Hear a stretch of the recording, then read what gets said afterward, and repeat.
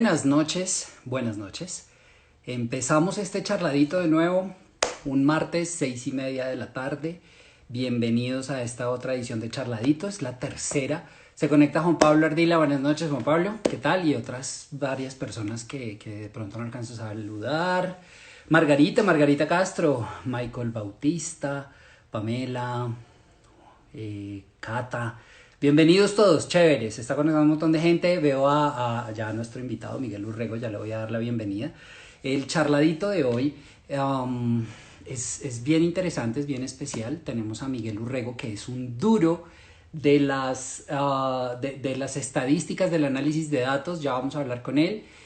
Así que voy a buscarlo por aquí para dar la bienvenida. Voy a poner aquí el comentario. Un segundo, a ver si queda listo. Ya te agrego, Miguel. Ya te agrego. Y vamos a ver si puedo opinar este comentario. Listo. Y agregamos a Miguel. Es el de Miguel. Así que es bien interesante esto. Que un montón de gente está conectado. Mr. Yorukoglu. Jenkins Yorukoglu se conecta desde Turquía. No recuerdo la ciudad, así que si quieres, Jenkins, nos escribes if you want to. Bueno, él sabe algo de español, sabe un montón de inglés y de turco, pero si me entiendes, Jenkins, escríbenos desde qué ciudad estás en Turquía y vamos a hablar despacito. Miguel, buenas noches. Hola, Omar, ¿cómo están? Hola a todos, ¿cómo les ha Muy ido? bien, qué chévere. Muchísimas gracias por aceptar la invitación. Ya me puedo hacer un poquito más atrás entonces. Um, bueno, veo un montón de gente conectada. Saludo a P. Rodríguez, Ale, por ahí nos dice Ángel Nashu también. Si conoces a alguno, me puedes saludarlo. Bafi, Ale nos dice que Miguel Urrego es un crack. Así que yo no soy el único que lo piensa. Por supuesto, Cata Good, Cata está por ahí conectada también. Un abrazo para todos. Hago de nuevo la introducción. El charladito de hoy, en el charladito de hoy vamos o esperamos definir un poquito eh, qué viene con el consumidor, qué va a pasar con la gente, cómo nos vamos a comportar después de la crisis generada por el COVID-19. Así que esperamos resolver eso. Y bueno, para eso entonces tenemos a Miguel acá con nosotros, muy chévere, qué bueno que hayas aceptado la invitación. Y para que la gente sepa, los que no te conozcan, quién es Miguel Urrego. Bueno, igual quiero saludarlos a todos Por aquí. favor. Veo muchos de mis estudiantes y de mis conocidos. Gracias por aceptar la invitación. Omar, gracias por invitarme. Pues bueno, yo soy un investigador innato. Trabajo para Sancho BBDO, trabajo en el departamento de investigación y llevo más de 15 años haciendo investigación. Investigación. Para los que no sepan, Sancho es una de las agencias más grandes de Colombia, las agencias de publicidad más grandes de Colombia. Sí, Sancho es la agencia de publicidad más grande de Colombia y hace La parte de agencia más grande de Colombia y hace parte del grupo de agencias más grandes también del mundo, ¿no? BBDO. Eh, BBDO, así es, la red BBDO. Eh, Llevo muchos años haciendo investigación de consumidor, aproximadamente 15 años, y paralelamente a eso me dedico a ser profesor universitario. Entonces he pasado por varias universidades enseñando investigación, análisis de información y un poco de marketing también, tratando de hacer como ese match entre la teoría, pero también la práctica y cómo podríamos llevar eso realmente a un ejercicio donde la información se vuelva útil para tomar decisiones de negocios. Básicamente ese soy yo. Tengo 3 perros, esposa, hijastro, vivo feliz. ¿Qué tal el encierro? ¿Bien llevado hasta ahora? ¿El doble de trabajo, el triple? Pues mira que pasó eso, pasa eso muy al comienzo, ¿no? Como que pasan tantas cosas y uno no sabe cómo reaccionar, entonces empiezas a llevar mucho trabajo, pero ya empieza nuevamente como a normalizarse y no, para mí el encierro ha estado bien, digamos que soy bastante casero, entonces no tengo problema con eso. Cambio de actividades y eso ya para mí es. Es claro. ¿Cuál es tu profesión, Miguel? Bueno, la Mm, pregunta fue muy cortica, voy a hacerlo más despacio para que alcances Normalmente los charladitos los hacía antes de todo esto en la oficina, entonces invitaba a tinto al que llegaba o lo que quisiera, ahorita pues a cada uno le toca invitarse lo que sea, entonces no sé, acá estoy tomando café, ¿a qué te invitamos hoy, Miguel, al lado de allá? no, yo estoy tomando agüita, agüita. Bueno, ahora sí entonces, Bueno, qué profesión pues tienes? mira, yo soy administrador de empresas de la Universidad Nacional. Soy especialista en gerencia de marketing de la DEAN y magíster en dirección estratégica del POLI. Bueno, Eh, pues la Nacional, la mejor universidad del mundo, quien indudablemente. quien los venga, no voy a discutirlo con nadie, es así, es un hecho, así que nada que Ujú. hacer. Por supuesto también eres docente en otra de las grandes universidades de Colombia, la adoro, la Santo Tomás. Yo soy tomasino de colegio. ¿Cuánto llevas en la Santo? En la Santoto llevo aproximadamente 2 años. La verdad es que he pasado por varias universidades. He tenido la fortuna de estar en la Nacional, de estar en la Tadeo, en la Uniminuto, en la San Martín, los Libertadores. Sé que hay Y muchos, ahorita me quedé en la Santo Tomás. bueno, eso, sé que hay mucho estudiante por acá viéndonos eh, que levanten la mano. Estos estudiantes, ¿te has encontrado con algún estudiante ya graduado de hace ratico? Sí, incluso una de mis estudiantes en la Uniminuto es compañera mía de trabajo en el Departamento de Investigación de Sancho. Vea pues, qué buena vaina. Vea, Ujú. ahí están soltando Sí. corazoncitos. Parece que Valentina es estudiante tuya. Bueno, se conecta también Kate Cruz, una dura. Michael es estudiante. No, estamos llenos de estudiantes. Y bueno, a ver, con la mano en el corazón, y tenemos estudiantes viendo. ¿Qué tipo de profesor es Miguel? El cuchilla, el rollo. Contesten ahí. Eso que se encuentran a uno se encuentra un estudiante y uno en el fondo sabe si le cae bien o mal al estudiante. Yo dicté, ya no, ahorita no estoy dictando, en el externado y en la Sergio Arboleda, pero ahorita en el externado me he encontrado con varios tengo contacto. Espero caerles bien. Me tienen en Facebook y nos charlamos, pero quiero saber qué dicen los estudiantes. David Pérez, ¿qué hubo? Vamos a ver qué dice la gente, porque levanta la mano. Excelente profesor. Eso es porque están acá. Tú les dijiste que les calificabas la asistencia. No, no, lo que pasa es que todavía no les he subido notas. Entonces hay que aprovechar. Cata dice que es cuchilla. Migue es cuchilla. Y eso que es Ah, compañera de no. trabajo. Conflicto. Ah, bueno, con los compañeros sí, Así, con los estudiantes no. tal es diferente en la oficina que de profe. Vea pues. Bien interesante, bien interesante. Bueno, ¿qué, ¿por qué los números? ¿Por qué te metiste en este rollo de los números y sobre todo esta pasión? ¿Qué importancia además tiene esto para lo que nos dedicamos, para el marketing? Pues mira que a mí la pasión por los números la he tenido siempre desde niño. Me han gustado los números. Siempre fui muy atento a todo el tema de las matemáticas. Me iba muy bien, de hecho, en la parte contable, en la parte financiera, que era un poco la formación que recibía en el colegio. Y desde ahí siempre me casé con ellos. En la universidad como que tuvo un momento donde ya no me gustaron tanto, pero en mi experiencia profesional creo que encontré mi mejor foco de desarrollo específicamente en la estadística. Eh, Me volví fuerte en el tema, sobre todo a nivel empírico, porque no soy estadístico, pero pues en el área de profesión empecé a desarrollarlo y básicamente los números son importantes para poder ayudarnos a tomar mejores decisiones sin pasar tanto por el estómago y basado más un poco más en datos y hechos reales que nos permitan un poco mitigar toda esa incertidumbre, porque digamos que a nivel de investigación hay varios enfoques.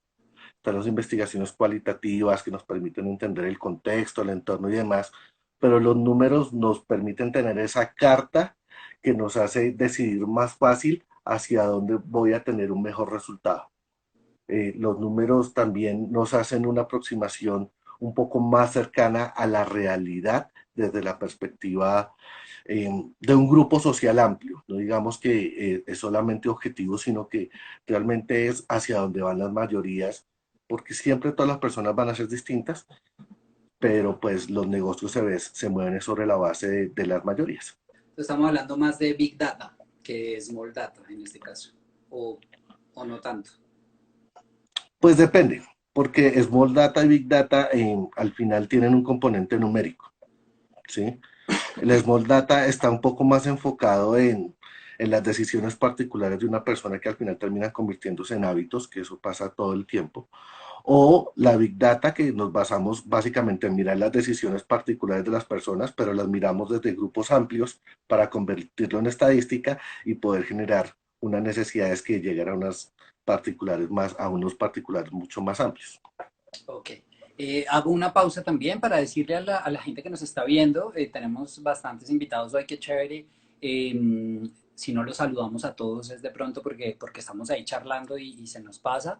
Si tienen preguntas, por ejemplo, Juan Pablo Ardila, que dice que eres un colega de la EAN, Ale dice que eres paciente y gentil, muy bien, ahí se ganó una décima más en la nota. May Díaz, que eres buen profesor.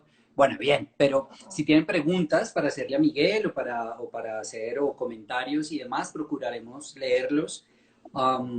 Y bueno, también les cuento, estos charladitos los hacemos todos los martes de 6:30 a 7:30 por Instagram.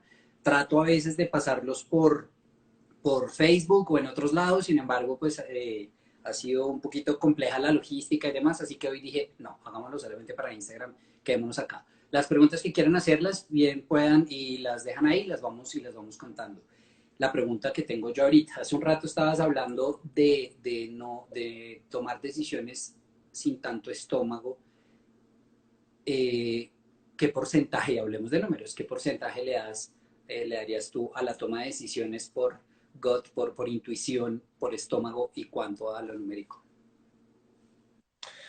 Y es que, mira que cuando uno trabaja, sobre todo en áreas de marketing, básicamente la tarea es tomar decisiones todo el tiempo. Mm. Eh, y yo he aprendido que las empresas, entre más organizadas son en sus procesos de marketing, un poco más organizadas también son para el proceso de toma de decisiones. Entonces, es muy común, por ejemplo, en las pymes o en las empresas muy pequeñas, que las decisiones se tomen más de estómago y basado sobre todo en la intuición de quien preside la pyme.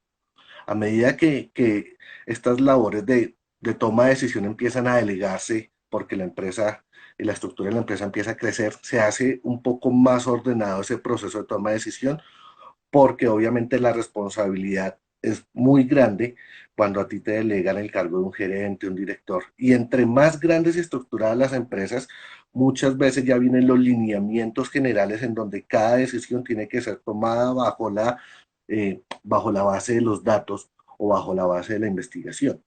Entonces hay empresas muy estructuradas como por ejemplo Nestlé de Colombia, que no se toma una decisión si no se tiene investigación. Lo mismo pasa en empresas como TQ, ¿sí? Pero hay otras empresas que incluso de tamaños grandes, las decisiones pueden estar un poco también en cabeza del dueño de la empresa y termina siendo también el estómago el que decide ahí o la intuición. Entonces depende mucho del tamaño de la empresa, pero también del tipo de liderazgo que exista dentro de la organización. Yo te podría decir que en las grandes la mayoría de las decisiones se toma con datos, en las pequeñas la mayoría de las decisiones se toman en estómago de intuición. Y Miguel, en la vida, ¿qué tanto peso le da a la intuición? Yo soy muy estructurado y mira que ese es uno de mis grandes problemas porque no logro ser tan como que cada decisión me la pienso demasiado y siempre tengo la suficiente información para tomar la decisión, pero pues eso hace parte también de lo que termino siendo yo en la realidad. Y es que al final todo esto que ha sido mi trabajo lo he traído un poco a mi vida personal y a veces me he vuelto un poco aburrido por eso, porque Sí, siempre ¿verdad? como que tengo la explicación para todo, sí. Como, ay, otra vez Miguel está explicando, no le puede debatir. Sí, yo soy ingeniero y me pasa, me metí a marketing, pero como ingeniero uno se cuadricula mucho y no le da espacio también a eso, como ser más flexible, no ser tan cuadriculado y tan clavado ahí. Bueno, todo esto empezó porque ustedes hicieron un estudio en Sancho un Ujú. estudio sobre el comportamiento, si me equivoco me corrige, sobre el comportamiento, lo que dicen los datos acerca del comportamiento del consumidor y tratando de predecir un poco lo que va a pasar. ¿Es así? Sí, pero mira que nosotros el estudio no solamente lo basamos en datos. Ujú. Digamos que más que mirar información estadística y demás, que es un tipo de investigación que hacen sobre todo otro tipo de agencias y otro tipo de departamentos. Entonces, si tú quieres saber cuál es la proyección de crecimiento económico, pregúntale a Fedesarrollo. O si quieres saber cómo es el consumo en la canasta, entonces pregúntale a Radar. O quieres tener una proyección de cuánto va a crecer el consumo en los hogares, pues de pronto pregúntale a Ibisot, que son los especialistas en ese tema. Ujú. Nosotros estamos mucho más enfocados en comportamiento del consumidor, entendiendo al consumidor primero como persona. Entonces, más allá de entrar a revisar datos, lo que hacemos nosotros es tratar de entender el porqué del comportamiento de las personas y cómo eso deriva en procesos de consumo que pues bajo esta coyuntura del COVID pues va a tener unas afectaciones por todos los elementos del contexto que hoy nos están afectando. Sí, de hecho me imagino que el trabajo de agencia y más en el caso de ustedes que tienen clientes grandes, los clientes más grandes del país están ahí con ustedes en Sancho, um, los enloqueció completamente, cambió todo el panorama, dio un giro completo y estamos enloquecidos y ustedes por supuesto corra a entender qué está pasando, qué está sintiendo y yo me atrevería a decir que cada 15 días el estudio es diferente, que no sé si cada semana, pero nosotros estamos viviendo, o sea, lo que estamos sintiendo hoy no lo sentíamos hace 15 días. De hecho, hoy salió la noticia de otros 15 días de cuarentena en Colombia, no sé en otros países, pero entonces esto cambia un poco el estado de ánimo y por tanto el comportamiento. ¿Y qué te impactó en el estudio que hicieron? ¿Algo que tú hayas dicho, esto no me lo esperaba o aunque me lo esperaba, esto está fuerte? Pues mira que nosotros el primer acercamiento que hicimos fue tratar de entender muy bien qué era lo que estaba pasando. Y para el contexto colombiano, lo primero que nos dimos cuenta es que teníamos encima el COVID, que era algo que le está llegando a todo el mundo, pero teníamos otro problema que nos está pegando muy, muy fuerte a nivel económico, pero que no necesariamente las personas están hablando de él. Y es la guerra de los precios del petróleo. Uh -huh.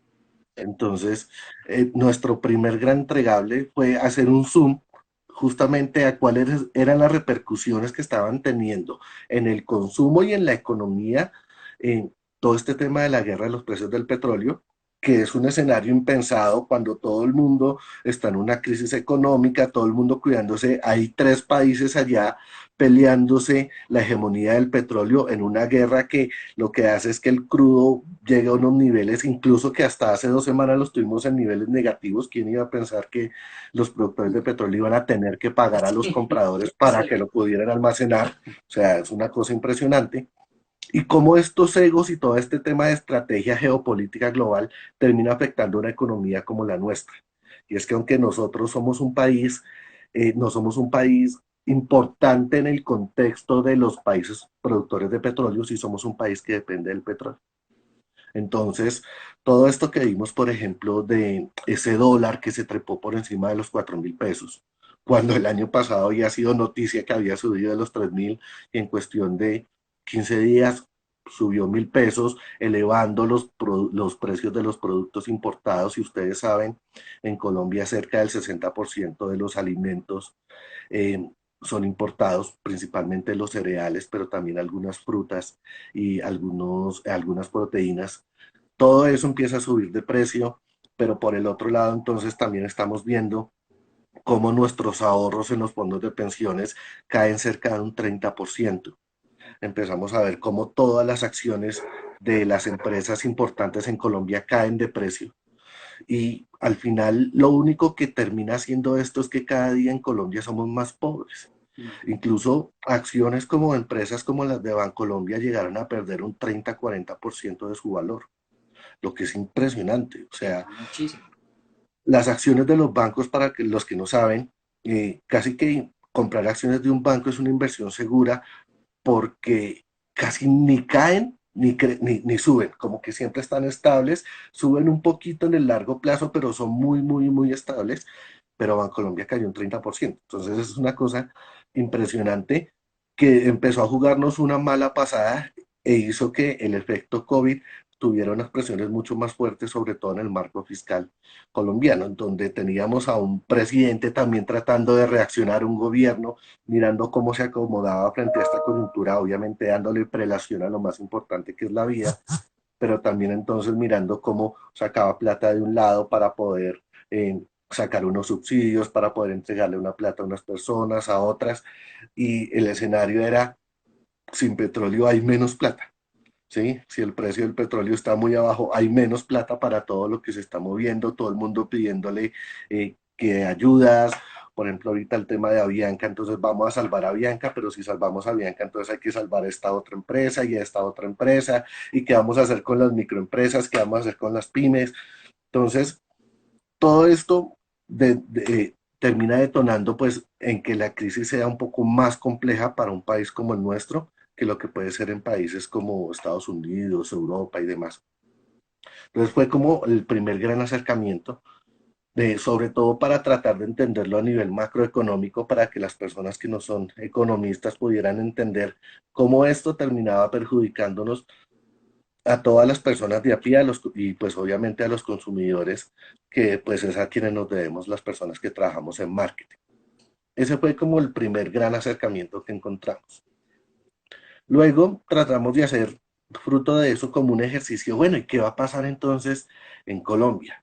Porque entonces, cuando tenemos a unos consumidores en unos escenarios donde a nivel económico empieza a crecer la pobreza, empezamos a ver una población sándwich. Colombia Ujú. venía con unos niveles de tasa de ocupación de más o menos el 10%. Quiere decir que 9 de cada 10 personas estaban ocupadas. Sin embargo, cuando hacemos un zoom a ese indicador, lo que nos damos cuenta es que de esas 9 personas, 6, perdón, 5 apenas tienen un trabajo formal. Las otras 4 están ocupadas, pero están ocupadas en la informalidad. Y todo este escenario de confinamiento lo que hace es que todas estas personas que están en esos escenarios de informalidad pues queden totalmente desprotegidas. Entonces, hay unas personas que reciben subsidios, que son las personas que están un poco más abajo, pero tenemos una gran cantidad de personas que están en ese medio, en donde pues no reciben ayudas, pero tampoco están recibiendo ingresos. Y esas son las personas que seguramente van a entrar a fortalecer un poco ese círculo de la pobreza, que desafortunadamente es una gran amenaza para la economía, pero también para el consumo, porque es esa clase media emergente la que va creciendo, la que realmente hace que crezca la economía. Entonces ahí empezamos a tener unas grandes dificultades donde, pues madre, ¿qué vamos a hacer con todas estas personas para sacarlas de ahí? Ujú. Y ahí es donde ya todo lo que se concibe como la economía tradicional neoliberal que se ha venido abordando, sobre todo en nuestro país, dice, pues madre, es que no tenemos nada que hacer para eso. Entonces empiezan a surgir otros planteamientos, incluso los economistas más ortodoxos empiezan a decir, venga, y si empezamos entonces a garantizar subsidios para que las personas puedan seguir comprando, y si empezamos entonces a pensar en quizás una emisión del Banco de la República que emita plata para ver si logramos hacer que la economía se mueva. Entonces empiezan a cambiar un montón de paradigmas en lo que concebíamos el mundo hasta antes del COVID y después del COVID. Ujú. Seguramente la recuperación económica va a pasar por ahí, y es que va a ser imposible con la política económica que tenemos hoy en día poder obtener una recuperación, teniendo en cuenta que si no hay una demanda fuerte en la base, pues no va a haber la suficiente capacidad de compra para que las empresas puedan vender y empezar a coger nuevamente el ritmo que tenían. El truco, Entonces ahí, sí, sí. no, no, El sigue. truco entonces está en que la gente compre más para reactivar la economía. Ese sería el escenario ideal, independiente de si pasa o no. Claro, y si tú miras un poco los procesos de recuperación de crisis económicas que se han dado a lo largo del mundo, han pasado por eso, Exacto. ¿sí? Es lo que los economistas llaman los modelos keynesianos. Y Ujú. es que al final, si la gente tiene empleo y si la gente tiene ingresos para poder consumir, Eso por defecto hace que las empresas tengan una demanda y todo lo que producen se puede vender y a medida que esa compra se va dando, entonces las empresas empiezan a contratar más gente y más gente empieza a tener una capacidad adquisitiva un poco más alta y eso hace pues que las empresas, otras empresas empiecen a vender y termina convirtiéndose en una cadena que impulsa la economía hacia adelante. Es más, si ustedes recuerdan, uno de los grandes fuertes de la economía de Estados Unidos, el gran fuerte de la economía de Estados Unidos no es que tenga las mejores empresas del mundo, ni es que sean las empresas más competitivas del mundo. Ujú. Lo que hace a Estados Unidos una economía fuerte es su base de consumo, que tiene un país donde todo el mundo consume y todo el mundo consume mucho. Entonces, el que vende en Estados Unidos le va bien. Sí, sí, sí, sí. Ese es el secreto de la economía norteamericana, el consumo. Entonces, la única forma de poder pasar por una recuperación económica es tener una base de consumo fuerte, que evidentemente pues tiene que estar impulsada por algunas políticas económicas, pero las marcas y las empresas van a tener que jugar un rol muy importante en esa transición.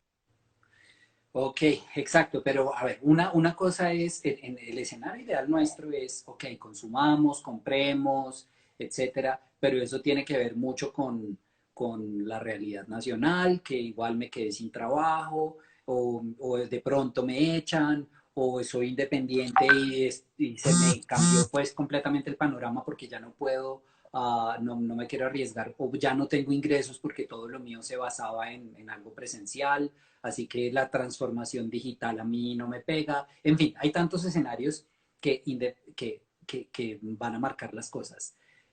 ¿Qué crees que va a pasar entonces con el consumidor? O sea, sí, va a comprar más, va a ahorrar, o va a gastar como loco después de que se acabe, no sabemos cuándo se va a acabar ni cómo, pero ¿qué va a pasar con ese consumidor?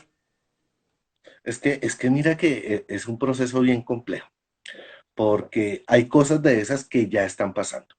Si ustedes recuerdan un poco hace un mes y algo, cuando se hizo el anuncio de la cuarentena, estábamos viendo unas personas en los supermercados haciendo la adquisición de grandes mercados, ¿cierto? Pero también estaba la persona que estaba comprando la silla del computador para poder trabajar desde la casa, estaban personas comprando computadores, estaban personas comprando videojuegos para mirar entonces cómo iban a pasar la cuarentena. Y lo que tuvimos en este primer escenario fue un gran pico de demanda. Uno de los estudios de radar nos muestra que el consumo, un hogar que consumía 1 millón de pesos normalmente, durante ese pico llegó a consumir 1.100.000. O sea que el consumo subió. Uh -huh. Pero una vez, esto fue como el aprovisionamiento. Entonces, como que todas las personas frente a un escenario nuevo, lo que hace es aprovisionarse y comprar de lo que necesita, pero también empieza a comprar un poco con ese tema de incertidumbre y pánico. Toneladas Entonces, de muchos papel de los, higiénico. el papel higiénico es un ejemplo de eso, pero no es porque necesitáramos mucho papel higiénico en la cuarentena, es el efecto escasez. Sí. Entonces, el papel higiénico es muy voluminoso, que cuando tú lo exhibes en los anaqueles de los almacenes, pues no cabe mucho, caben 10, 15 unidades. Cuando la gente se lo lleva porque hay mucha gente haciendo mercado, pues rápidamente se empiezan a ver los vacíos. Y cuando la gente empieza a ver vacíos de un producto, le da pánico y empieza a adquirirlo en grandes cantidades. Sí. Entonces, esa es la explicación de por qué se dio el fenómeno del papel higiénico. Pero entonces, siguiendo con eso, va ese pico de aprovisionamiento donde mucha gente empieza a comprar grandes mercados, pero ya después de estar en la cuarentena, empieza a cambiar el chip. Entonces, ya el chip no es prepararme para el apocalipsis, porque era un poco eso, ¿cierto? Enfrentarme a un escenario nuevo Agarrar y tengo que tener zombies en mi casa por todas las... todo lo que necesito. Uh Sí, yo creo que este fue como el escenario ideal de estos gringos locos que viven preparándose para el apocalipsis zombie. -huh. Por Yo fin, creo que se me hizo. sí, por fin. Entonces yo creo que eso fue lo que pasó en ese momento, pero hoy lo que empezamos a ver frente a la realidad, frente a las noticias y frente a la incertidumbre, tenemos un consumidor que hoy está siendo lo más racional posible.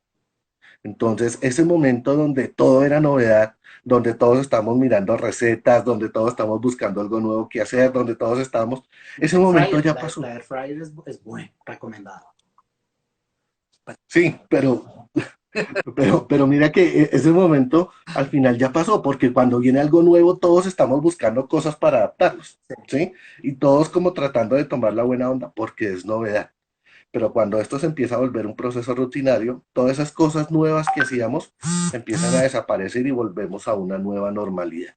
En esta nueva normalidad lo que tenemos son unas personas sobre todo muy pegadas al tema racional, el miedo a la incertidumbre. Puede ser que muchas personas ni siquiera hayan tenido cambios significativos en su ingreso, pero hoy están pasando por ese tema del miedo porque está viendo muchos espejos, porque estamos viendo noticias, porque estamos viendo que la tasa de desempleo todos los días nos dicen, alguien nos dice que la tasa de desempleo va a crecer, todos los días alguien nos dice que es la peor crisis de la historia, todos los días alguien nos dice algo malo. Entonces, así no tengamos la necesidad, todos empezamos a ahorrar un poco más. Entonces ya no compramos esas cosas que no consideramos necesarias.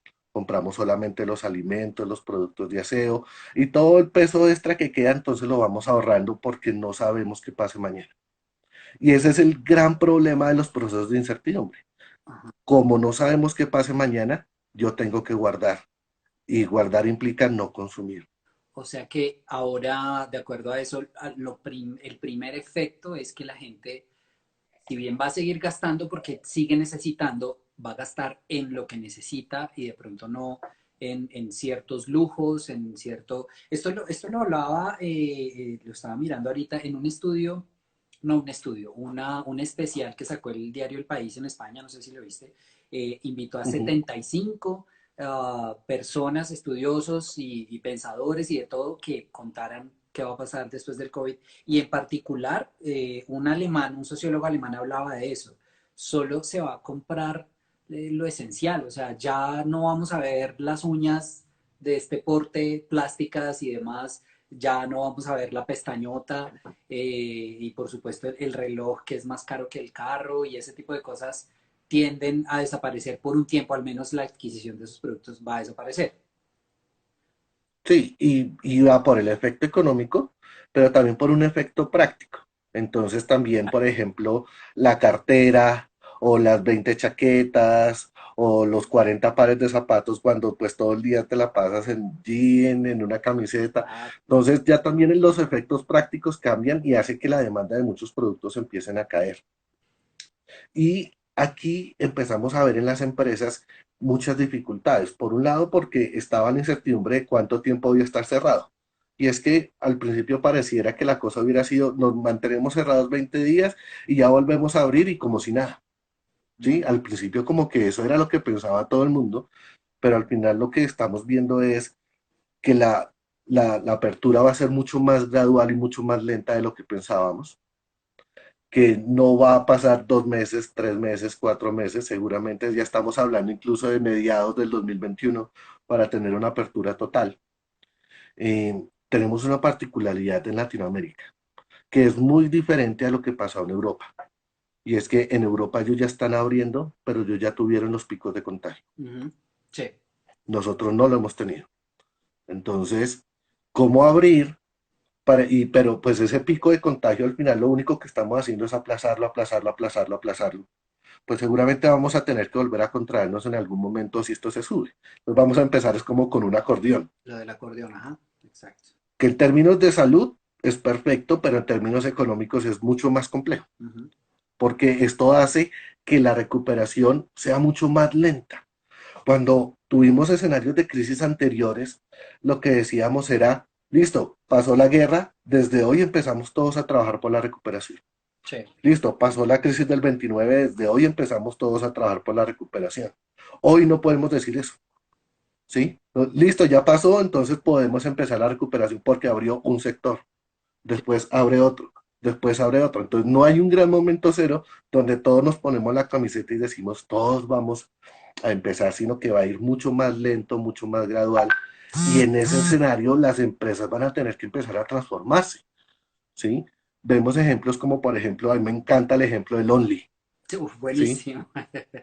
El Only es una Sí, cosa impresionante porque, y es impresionante también la forma como se digitalizó, porque es que se digitalizó a través de WhatsApp, o sea, ellos no montaron una tienda virtual, ellos no montaron nada de eso, al simplemente estilo. tú llamas a la vendedora el estilo Only. Y eso es un poco lo que las empresas, empresas van a tener que hacer. No es necesaria ser 100% tecnológico para poder llegar a adaptarse, pero también hay que tener claro, y es que el Only no se llena de plata con esto. De acuerdo. Ni Cine Colombia se va a llenar de plata vendiendo palomitas y sushi por internet. Es simplemente cómo hacemos cosas pequeñas para tratar de sobrevivir. Este no es el momento para que las empresas tengan grandes utilidades. Este es el momento para que las empresas apenas sobrevivan, Y ¿sí? Que logren pasar todo este escenario. diría yo que además de, pues para sobrevivir y también permanecer un poquito en la mente del consumidor, que la gente sepa, sí, aquí estoy, sigo estando acá y estoy haciendo esfuerzos por estar allá contigo y que no es el típico comercial de plantilla, de vamos a superar esto juntos y nos veremos algún día, te extrañamos y nos vamos a abrazar en 3 meses, sino, mira, aquí estoy, te puedo vender esto pensando en ti un poco, ya depende de la comunicación. Sí, y ahí es donde surge otro valor. Entonces, estamos con el tema de la incertidumbre de los consumidores, pero también estamos con un chip muy claro que es la solidaridad.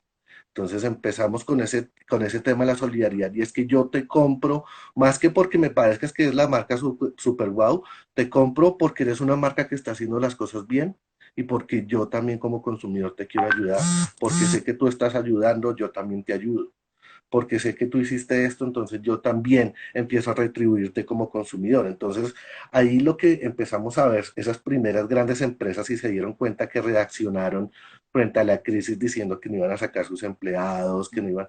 Son empresas que por un lado ganaron grandes aplausos, pero hoy estamos viendo cómo muchas personas se están convirtiendo en abanderados de esas marcas, Sí. diciéndole, eso que tú hiciste, yo también te lo voy a devolver en la medida de lo que yo pueda. Entonces, no me importa si en Colombia que tú no me ven, que no podamos ver cine, si yo puedo, yo te compro tus palomitas.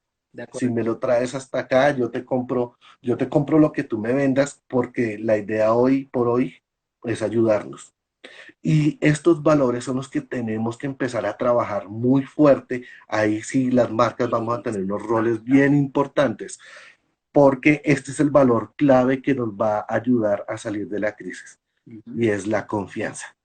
Es, La única forma de hacer que se recupere la economía es a través de la confianza. Si yo no confío en que hay una economía estable, si yo no confío en que voy a seguir teniendo mi trabajo, si yo no confío en que voy a estar bien, no voy a estar dispuesto a gastar. Si yo no tengo confianza en mi futuro, no voy a estar dispuesto a invertir en él. ujú, total, Entonces, cuando todos empezamos a confiar en todos, cuando nosotros confiamos en el gobierno confía en las empresas confían en los empleados, yo confío en mi vecino, yo confío en mi familia, yo confío en mis amigos y confiamos entre todos, pues lo que empezamos es a generar unas cadenas de confianza que hace que la incertidumbre empiece a desaparecer y empecemos todos a salir adelante poco a poco. Y aquí las marcas vamos a jugar un rol bien importante porque somos actores importantes para la comunicación de esa confianza. claro. Listo, voy a hacer aquí una pausa. Lo primero es redondear un poquito las 2 o 3 ideas que hemos traído y que creo yo lo que resumiría esta primera parte. Y es, se va a vender lo necesario. La gente va a tratar de comprar más lo necesario y no lo que no necesite. O sea, bueno, estoy redundando, pero no lo que sea lujo, no lo que vaya más allá porque no, y tendiendo un poquito a la practicidad.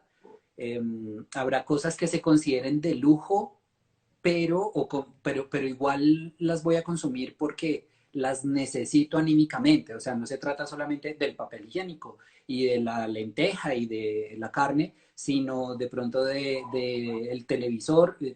Panamericana fue una de las marcas que más vendió antes o en estos momentos ya de cuarentena, porque la gente quería computadores, sillas, todo para trabajar desde la casa, etcétera. Entonces, eso sería lo primero, vender lo que la gente necesite, de alguna manera. O si yo quiero vender, también tengo que venderle la idea de que necesita lo que le quiero vender. Pero si yo soy alguien cuyo base de comercial pues está muy ligada a las cosas de lujo, a las cosas que no se necesitan, ahí tengo que replantearme un poquito. La segunda conclusión es hay que transformar. La transformación digital, el cliché y la frase que la vamos a escuchar un montón junto a innovar y a reinventarnos, es un poco eso. Es que debo ajustarme a esta nueva realidad y lo digital es una manera de salir, así sea mantenerme, es como ese salvavidas si lo quiero de alguna manera o incluso puede volverse una gran salida si lo sé aprovechar, pero de alguna manera todos nos vamos a digitalizar que es usar la tecnología, en este caso la tecnología es digital, pero esas Sí, revoluciones siempre me llevan a eso, a utilizar la tecnología y aprovecharla para adaptarme. sí, y mira, Omar, que sobre eso quiero hacer una acotación, y es que el sector comercio no va a funcionar como funcionaba antes, Ya, ¿sí? O sea, cambió. evidentemente, también no solamente es porque debamos reinventarnos y dar el paso al futuro, sino porque también no va a ser posible hacer las ventas por los canales tradicionales.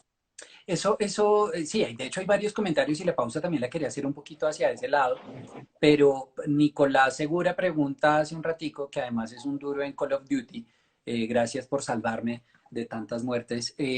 Nicolás dice, los restaurantes si bien están haciendo domicilios para adaptarse a la crisis y no morir en el intento, ¿creen ustedes que empresario post-COVID volverá a tener restaurantes físicos tan pronto se acabe? ¿Qué opinan, Miguel? Es que mira que el tema de los restaurantes es un poco lo que les contaba ahorita. Es una estrategia de sobrevivir. No conozco ninguna cadena de restaurantes que en este momento esté vendiendo más de lo que vendía antes.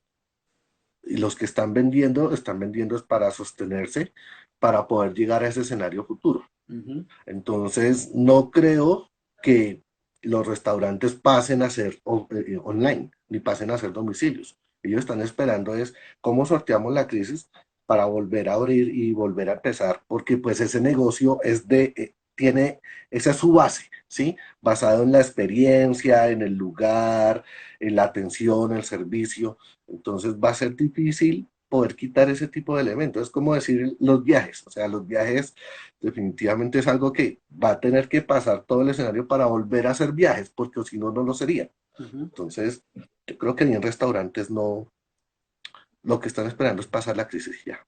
Artefrutal.co. ¿Los precios se verán afectados para el consumidor?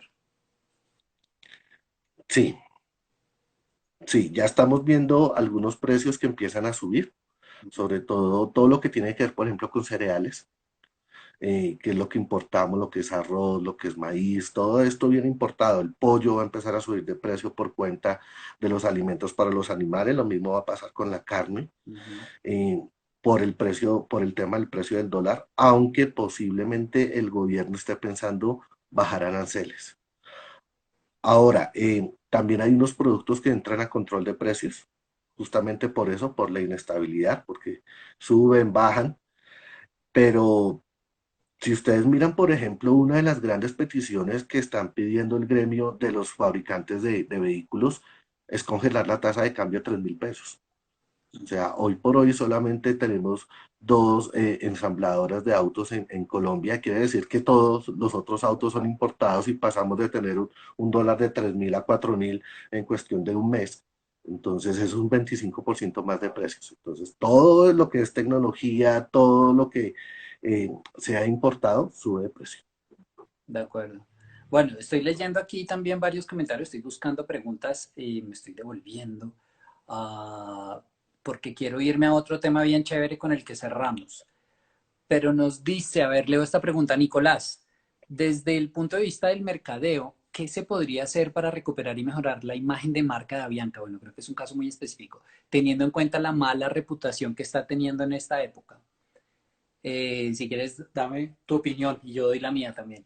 Ese tema me interesa. Sí, pues es que el tema de Avianca es muy complejo. Primero es una empresa que es un columna vertebral del país. O sea, si se acaba Bianca, se nos acaban los vuelos a muchas ciudades y a muchos municipios de Colombia. Que no hablamos de turismo Oh, necesariamente, hablamos de no, vuelos de carga y de abastecimiento y mil cosas más. no, y la gente que necesita moverse, porque la gente, cuando tú miras la cantidad de gente que se monta digamos, en una semana, si tú haces toda la gente que se monta en avión en una semana, por ahí el 30% serán turistas, el otro 70% son personas que se mueven por trabajo, por temas familiares, por una cantidad de cosas. Las carreteras en Colombia son imposibles. Y está el tema de la corrupción, pero también es que nuestra geografía es bien complicada. Sí. Entonces, ese es un tema ahí bien complejo. El tema es que Avianca ha tenido unas prácticas que a nivel empresarial no han sido las mejores que hoy le están pasando factura por temas de reputación. Todo ese tema de la huelga de los pilotos de Avianca, Mm. el que los dueños ahora ya no sean colombianos, sino que sean extranjeros, que hayan radicado la firma ya no esté en Barranquilla, sino que esté en Panamá. Esos son unos temas ahí reputacionales que evidentemente los colombianos empiezan a cobrarle y que yo no lo veo tan sencillo a no ser que vuelvan otra vez a su origen que es Colombia. Sí, eso me cuesta, carajo, yo me enredé aquí ya. Yo pienso lo mismo. A ver, al final, y estábamos, en algún momento pasamos por el tema y hablamos de esa nueva economía o marketing de lo emocional, de la confianza. Creo que Avianca perdió un poco la oportunidad en su buena época de generar confianza o de generar empatía en las personas y vivió mucho de un cierto halo de orgullo o de, no sé ya cómo llamarlo, quiero cuidar mis palabras, pero es un poco como esa superioridad o arrogancia de repente. Entonces es la imagen que siento que estaba vendiendo, independiente de si es intencional o no, la imagen es esa y se ven muchos reclamos de personas vía redes sociales diciéndole a Bianca, oye, ¿te acuerdas de aquel día que no me bajaste esto y que me cobraste no sé cuánta plata por hacer este cambio mínimo?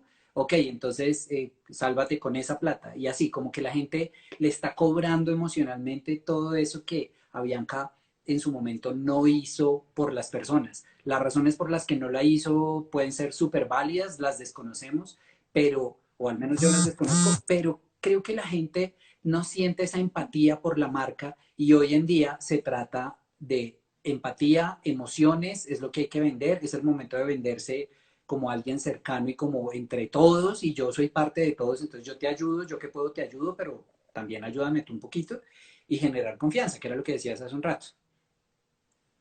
Sí, y mira que ahí empieza a tomar otro valor, importancia, sobre todo en el escenario de recuperación, y va a ser el nacionalismo. A eso iba. Y no solamente lo vamos a vivir acá en Colombia, Mm. sino que lo van a vivir cada uno de los países, lo van a vivir con un especial énfasis en los campesinos, el personal de salud, que van a ser como los grandes héroes victoriosos, los Sí. campesinos como esas personas que nos estuvieron alimentando durante todo este escenario de cuarentena, pero también las empresas nacionales y las empresas colombianas van a empezar a jugar también unos roles ahí bien interesantes, que es un poco el salvavidas de Avianca. Avianca podría salvarse en caso de que se vuelva más colombiana.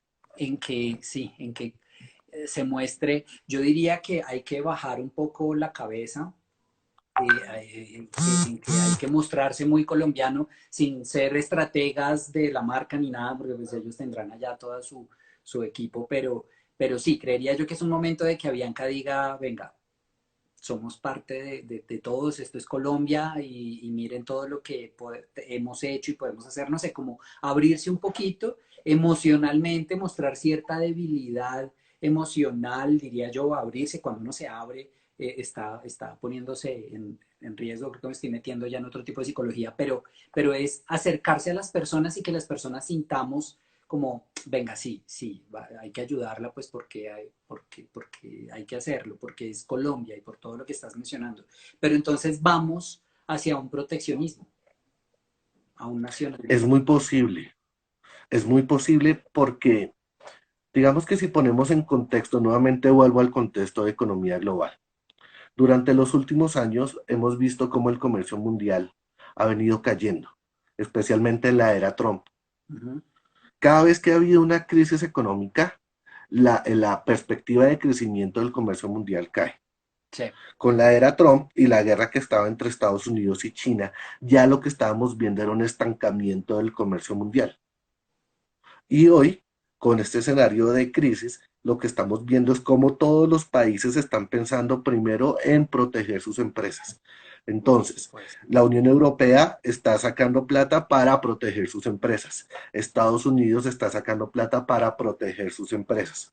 Y hoy en Colombia ya tenemos propuestas de partidos políticos en donde están diciendo hay que proteger las empresas y esa protección de empresas pasa por subir los aranceles, ¿cierto?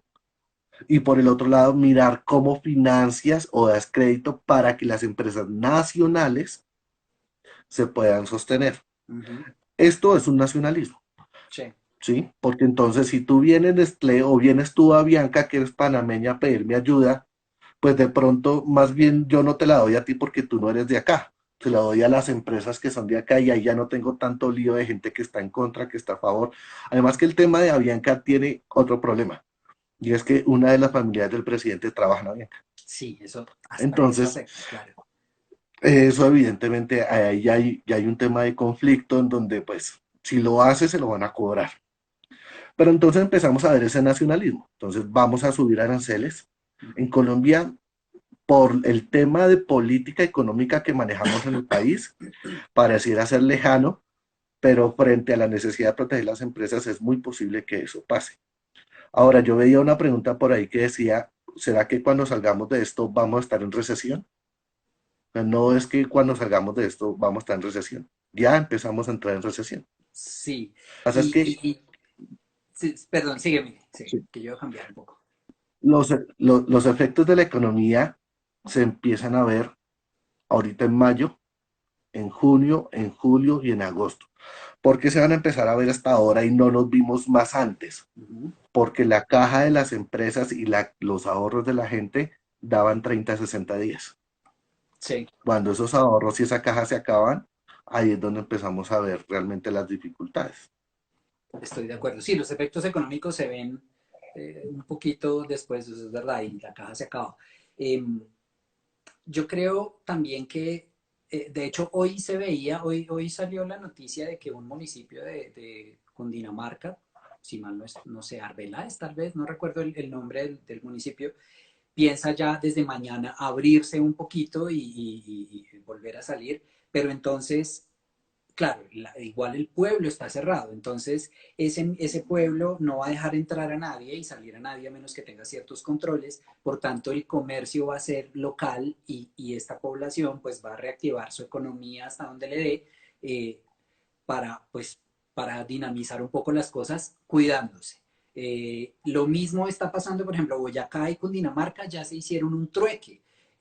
Yo te mando estos fertilizantes y tú me mandas estas frutas. Ya estamos llegando al nivel del trueque. Entonces, lo que yo estoy viendo es que se disminuye la globalización, incluso podríamos hablar de desglobalización. Vamos a volver a lo local y a todo esto independiente de los costos que haya y de la competencia. Se van a aumentar aranceles entonces, que no todo lo que se venda esté a 10 pesos y sea chino, sino que vamos a comprarnos más local, donde también juega un papel importante lo emocional, que era lo que hablábamos hace un rato, el nacionalismo, el somos parte de este mismo combo, vamos a salir adelante.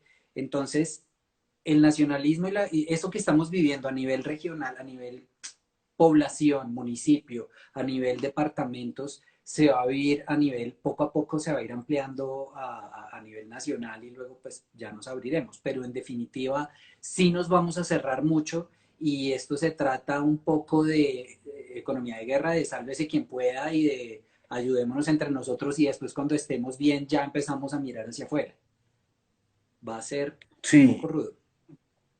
sí, y va a ser difícil porque si lo miramos en el contexto internacional, Estados Durísimo. Unidos y Europa tienen un afán sobre todo de reactivarse ellos mismos económicamente internamente Mm, para después ir a activar el mundo.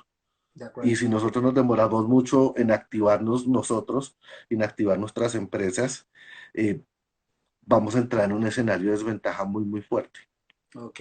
en Sí, donde, pues, ya estamos llegando a las 7:30. Yo creo que quedan unos 4 o 5 minutos de live en Instagram.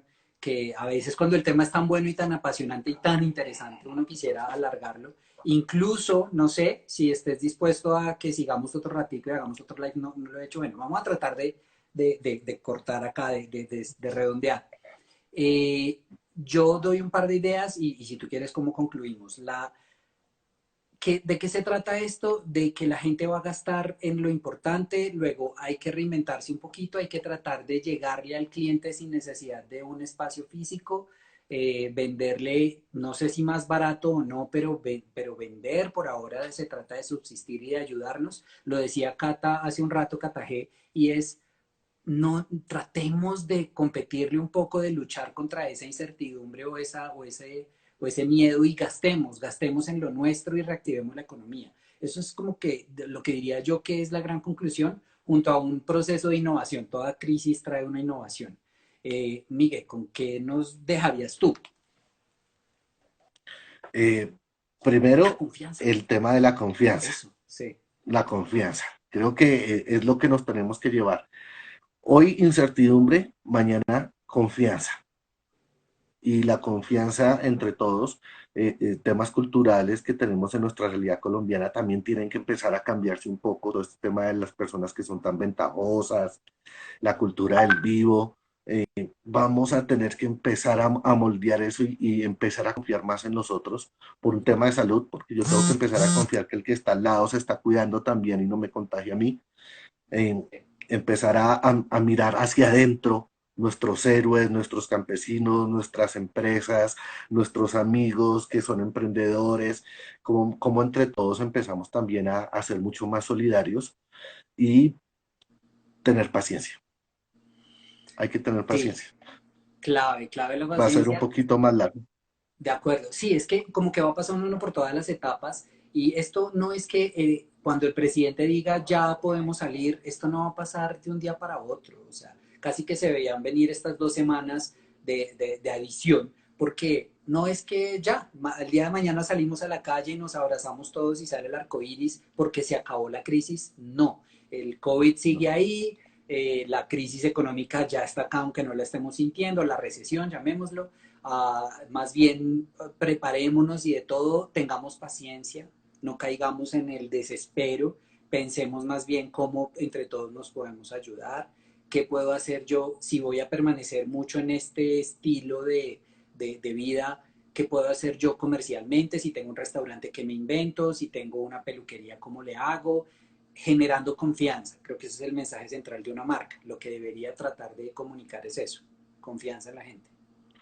Sí, y también tratar de ser un poco más equitativos. O sea, también un poco pensar en tanto, dejar de pensar tanto en mi ganancia individual y pensar un poco más en colectivo y en cómo aportamos y en cómo generamos. Y esto es desde el empleado hasta el empresario, ¿sí? Como todos tratamos de distribuir un poco mejor, porque si uno se queda con mucho y muy pocos con nada, a todos nos va a ir mal. Entonces, también es como todos tenemos un poco para poder empezar a consumir y sobre eso empezar a reactivar. Chévere, bien interesante. Pues yo leía también, quiero dejar un poquito de esperanza en la gente. Leía hace poco un artículo de, olvido su nombre, Mauricio Vargas en El Tiempo, y él decía, hay un estudio en Singapur muy bueno, quedan 2 minutos, ahora sí, un estudio en Singapur que con predicción, precisamente con datos y de todo, analizaban cosas y sacaban unas predicciones de cada país, le atinaron perfectamente a los picos en Italia, en España y a los números, ha sido muy interesante. Y en particular lo que decían de Colombia es que esta semana que viene va a ser de picos. Vamos a tener los picos, pero que luego de esta semana, ojalá no se equivoquen y si seguimos siendo juiciosos, se va a reducir. Luego, lo que espera, según estas predicciones de Singapur, es que a finales de julio o de junio, no, tal vez de julio, vamos a tener controlado, más no desaparecido, pero controlado el coronavirus y demás. Entonces, eso creo yo, creo que para allá vamos, no es tan grave, pero tampoco la cojamos tan suave. Y bien, listo, queda 1 minuto, Miguel. Muchísimas gracias. No, gracias a todos. mis estudiantes, todas las personas que están ahí, muchas gracias por habernos escuchado, a ti Omar por abrirnos el espacio para contar un poco de todo lo que hemos venido encontrando dentro de la agencia y pues cuando quieras nos sentamos otro rato y conversamos. Buenísimo, creo que aguanta segunda edición. Un abrazo para todos los que vieron, para los estudiantes que se conectaron también. Miguel Dictan la Santoto, además de trabajar en Sancho en investigación de datos y demás. Cada 8 días, los martes a las 6:30, hacemos un charladito con temas, con un invitado y hablamos de diferentes temas. Creo que el siguiente va a ser con un español hablando de transformación digital, ya que hoy hablábamos un poco de eso, va a ser bien interesante, Gonzalo Martín. Así que eso es todo. Nos vemos en 8 días, el martes, con otro invitado. Sigan a Miguel. Y si pueden, compartan esto debe quedar colgado, así que compártanlo. Gracias a todos, un abrazo, chao Miguel, muchas gracias también. Excelente, vale.